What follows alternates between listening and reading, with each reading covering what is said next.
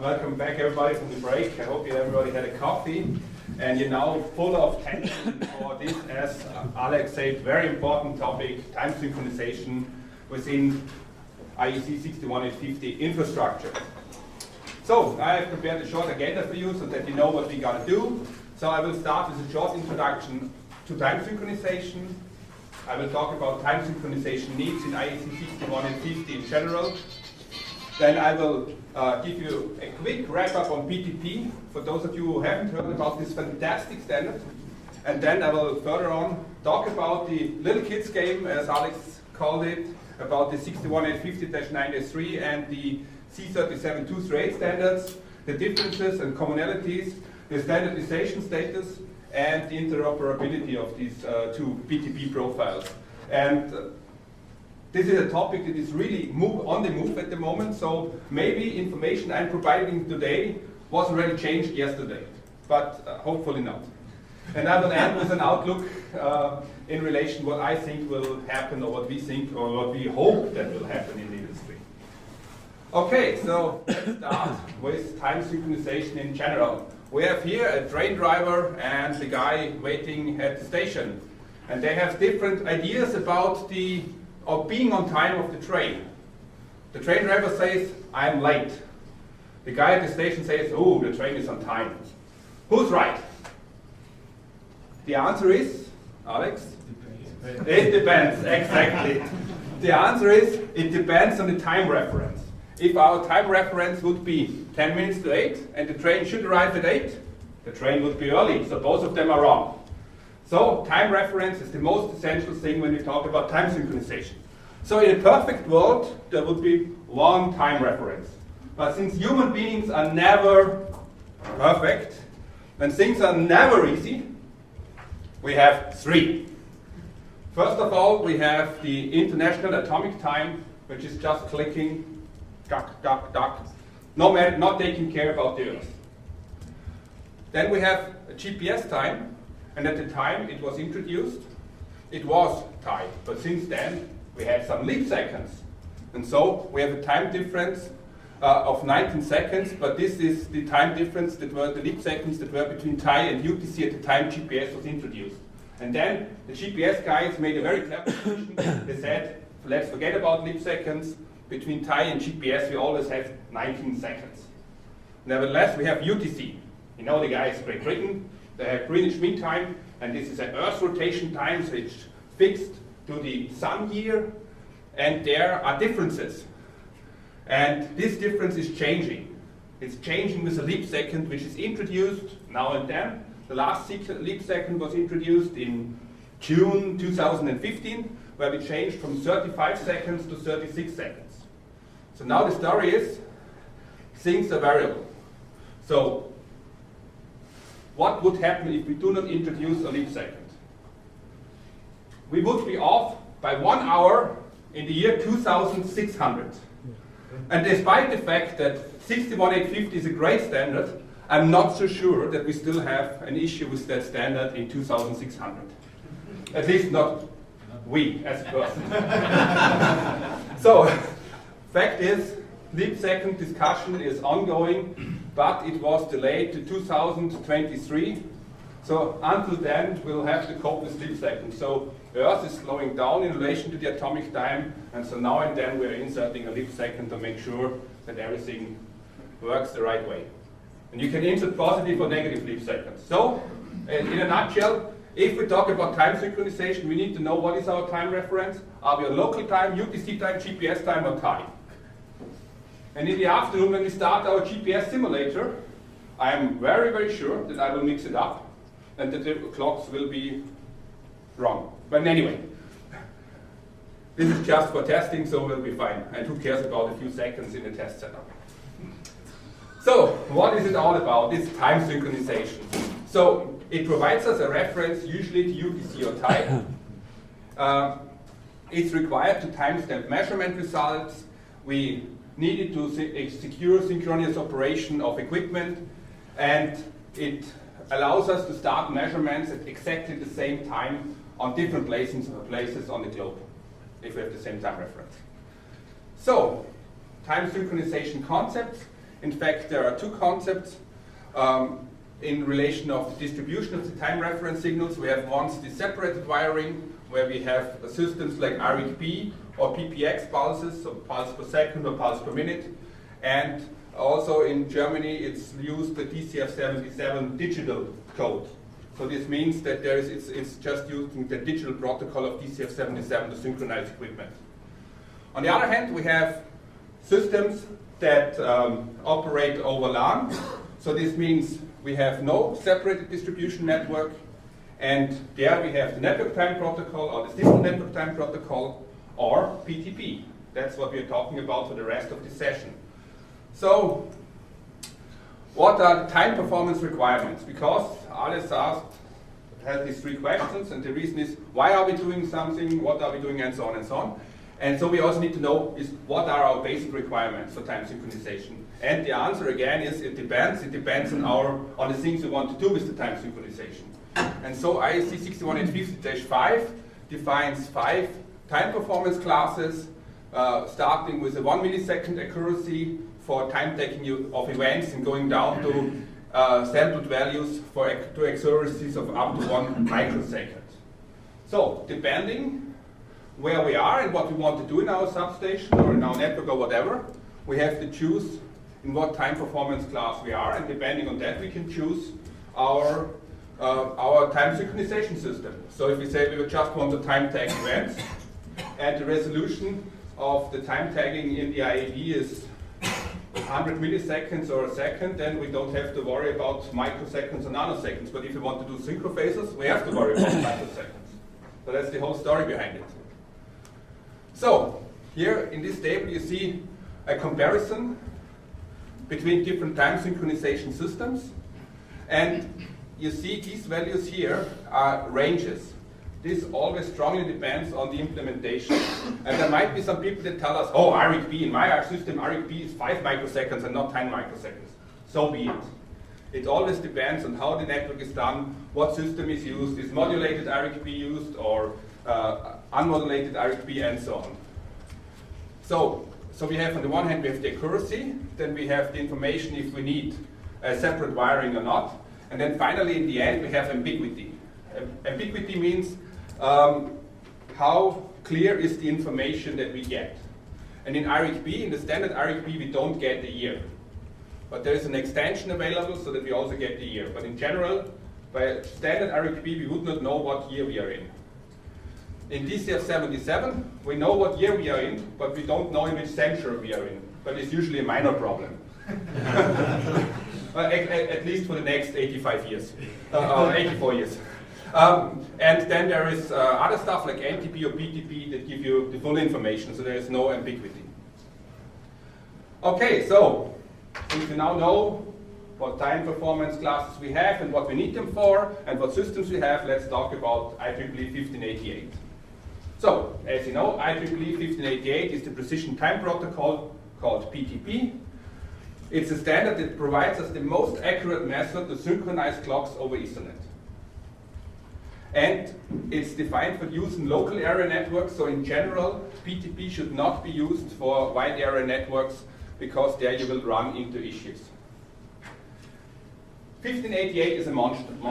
It's 300 something pages, or maybe 250, and anyway, each time I look at it, I have the feeling it's more pages.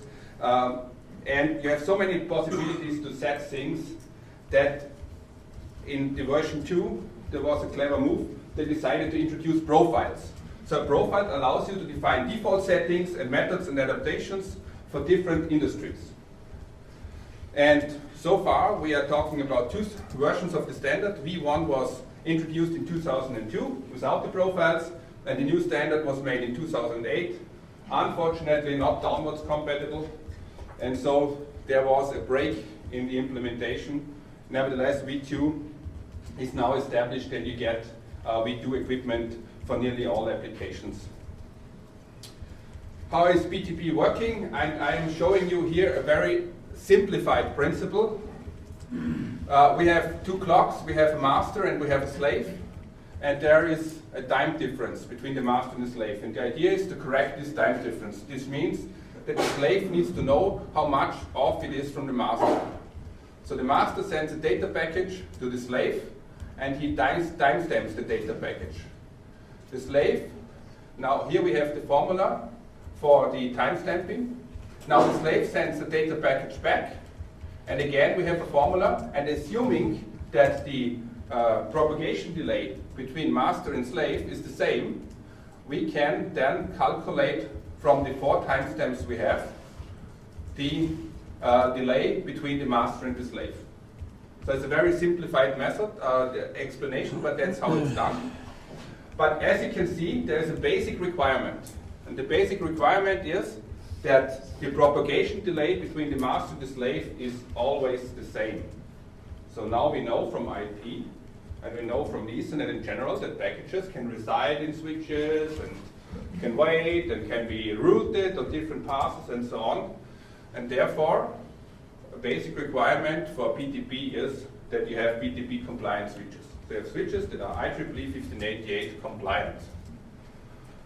So what are the requirements? As said, we need to have exact timestamping. So we need to know exactly when a package enters a switch and when a packet is leaving the switch. So we need timestamping at ingress and egress. And this timestamping is now done with special PHYs that can have an accuracy or timestamp resolution smaller than 10 nanoseconds. And further on, as I said, we need the same packet propagation delays in both directions. Therefore, we need to know exactly the time a package is in a switch and then correct for this time.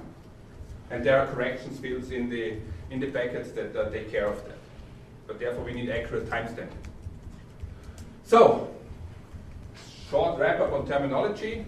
When we talk in PTP about a grandmaster clock, then this is the actual master clock. It's a master inside a clock that can be a master of the network. And if you talk about the current grandmaster, then this is the clock that is actually grandmaster.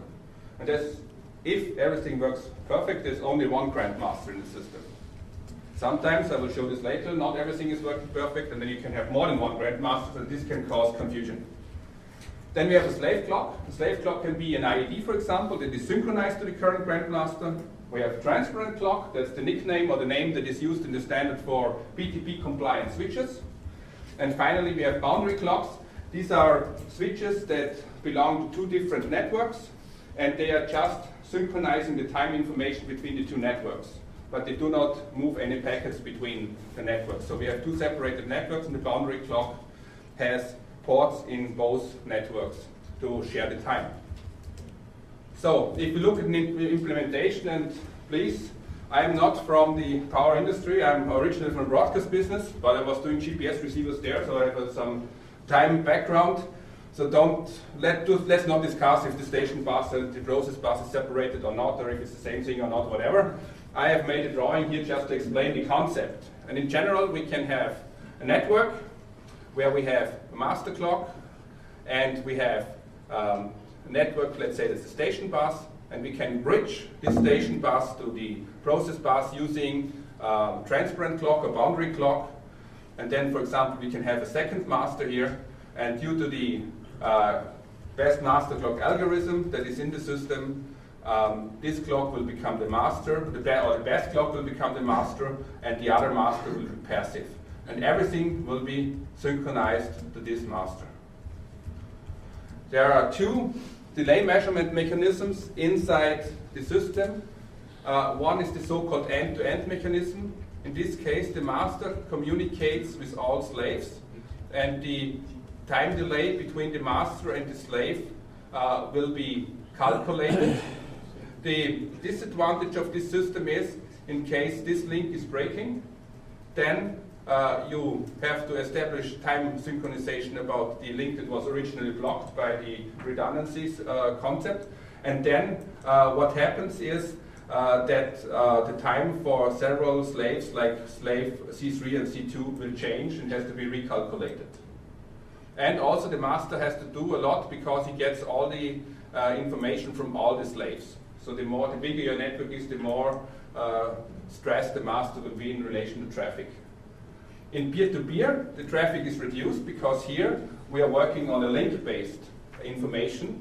This means that the master and the switch, they negotiate the time delay, and then the switch negotiates the time delay with the next switch, and so on and so on. And so in case a link is blocked, only this new link that is jumping in needs to be calculated in relation to time delay, and then you can go on.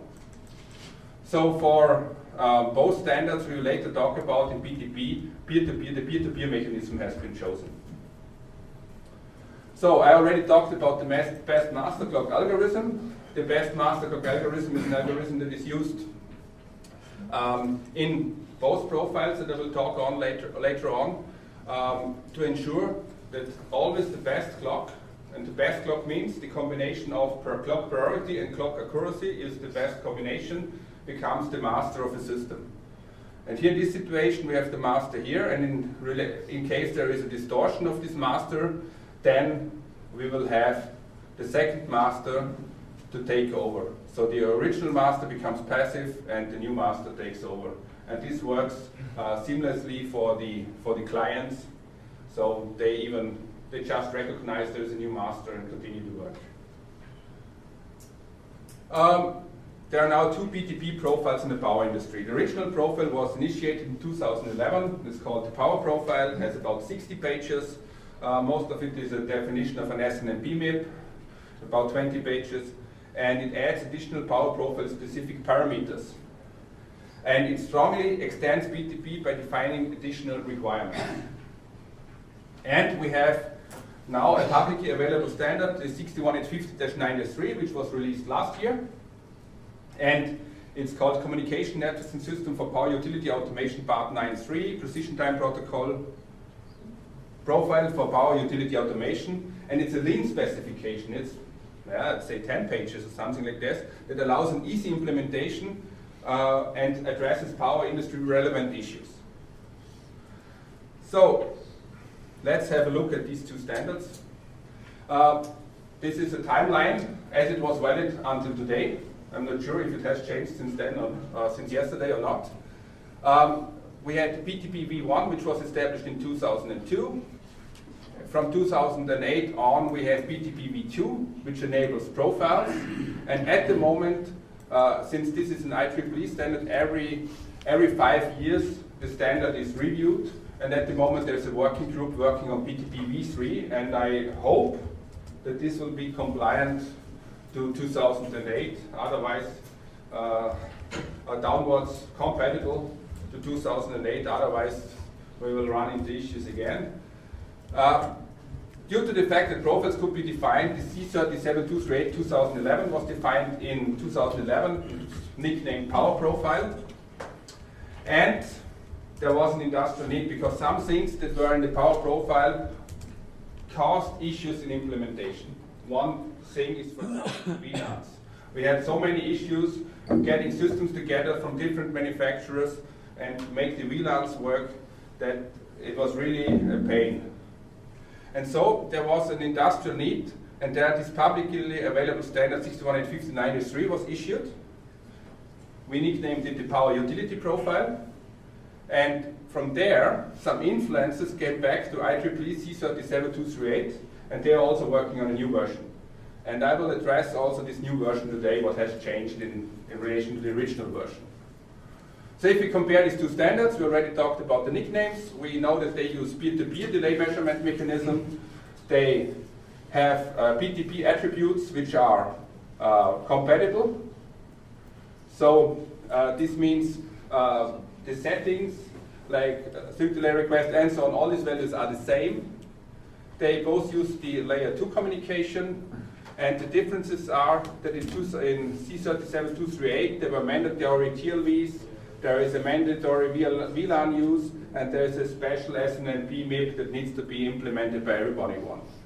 And the 61850-93 is much leaner. What was done is that the clock classes in relation to holdover were changed for the master. But most of the rest is really just 1588 standard compliant. It was a very wise move to make this because it makes things so much easier. It's in fact even possible to connect a standard default profile peer-to-peer slave to 61850-93 master, and it will work. So it was really a clever move to simplify things. Okay, what are other specific parameters in -9-3? There is a holdover time defined for grandmaster clocks. It's if you lose GPS reception or if your grandmaster clock breaks, it needs to remain within 250 nanoseconds for 5 seconds so that the switch over between the current master clock and new grandmaster can take place seamlessly. And there's another requirement that states that if you have up to 15 switches, the overall delay between the satellite signal and the slave that is really downwards on the chain is not bigger than 1 microsecond. And we tested this during the IOP in Brussels last year, and it worked really good. We had, I think, 6 or 7 switches, and we had a few hundred nanoseconds of delay between the beginning of the chain and the end of the chain. So, other IOP results. First of all people or all companies that decided to participate in the timing tests were already 9-3 compliant. So everything worked astonishingly well. And we had a lot of implementations there. Further on, we did do some interoperability tests. So we tested interoperability of 9-3 slaves with C37-238 masters. And this worked well, exactly in the moment where we stripped all the VLANs. So we did VLAN stripping in the switches. And then the second thing is that we had issues with the best master clock algorithm when we had masters from 9-3 and C37-238 2011 at the same time in the network. I'll show you this. So we have a master here. This is C37-238 2011 master. We have a switch. This is now simplified what we did at IOP. And we have 2 clients. One is the 2011 client and one is the 9-3 client. And both of them will synchronize to the C37-238 master, assuming that we don't take care about the VLANs. When we have a 9-3 master, then what will happen is that the 9-3 slave will synchronize, but the C37-238 2011 slave will not synchronize because it's looking for TLVs, which are not present, and therefore it will not synchronize. Now, the story when we have clocks from different standards, grandmasters from different standards, so we have here different priorities, the same priority and different accuracies. And in this case, this clock will become the master of the system because it has 100 nanoseconds accuracy and all the others are worse and they all have the same priority. So even this clock, the 9-3 clock, says, okay, I'm not good enough for this network, therefore master A becomes the master and both systems will synchronize because this master sends the TLVs and everything, and so we are fine. But if we change the situation, so for example, we have now the master B, which has an accuracy of 250 nanoseconds, and we have the master C with 100 nanoseconds accuracy. Because what will happen is that if we have the situation that the master of 9-3 is better than the other 2 masters, then the situation is that it will say, I'm the master, and it will start to announce himself. And the C37-238 masters, they ignore masters, they do not send the TLV, and therefore they will say, no, I'm the master. And therefore we will end up to have 2 masters in the system. And this means that we also will have the slaves locked to different masters. And this is what happened during the IOP. And we documented this, and we already were ready to write a note to say that something needs to be done. But later on we found out that C37-238 already addressed this issue in the new version. Because C37-238 is under rework. They have now released the draft version, which is called P37-238D50. And in this version, they say that the use of TLVs depends now on the mode. So they define a standard mode, which is the 61850-93, and C37-238 sees itself now as an extension to 61850-93. So it's always mentioned in the standard, it's an extension, and we have a standard mode and we have an extended mode. And the standard mode is the 61850-93 mode, where no mandatory TLVs are needed. And we have the extended mode, which is the C37-238 mode, where still the mandatory profile-specific TLV is needed. But what they did is they changed the behavior of the standard best master clock algorithm, so it now no longer excludes clocks that do not have the TLV. So it can no longer happen that two clocks are mastered at the same time. And they also removed the definition of the profile-specific SN and B MIP. What will happen, nobody can say, because right now the differences between C37-238 and 61850-93 are no longer that big. There are some small other things, but I think I have 2 more slides. So. Okay. There are some small other things, but in general, they're coming very close to each other. Now the question is, do we really need 2 standards if they are more or less the same? And that's exactly what's going on, and what Alex mentioned as the little kids game between Europe and US, or between the 2 big standardization organizations. So let me conclude with some final thoughts. First of all, I will have to redo the one slide where the values are wrong, so I'll do that. And those of you who are interested to get the correct slide, please send me an email. We will send out the updated anyway, will be published. Okay. So all the updated presentations will be sent out. Okay, so I know what I'll do in the break now to correct my presentation. Sorry for that. So in general, what we experience just from the requests is that the use of IEEE 1588 is taking up speed in the electric power industry.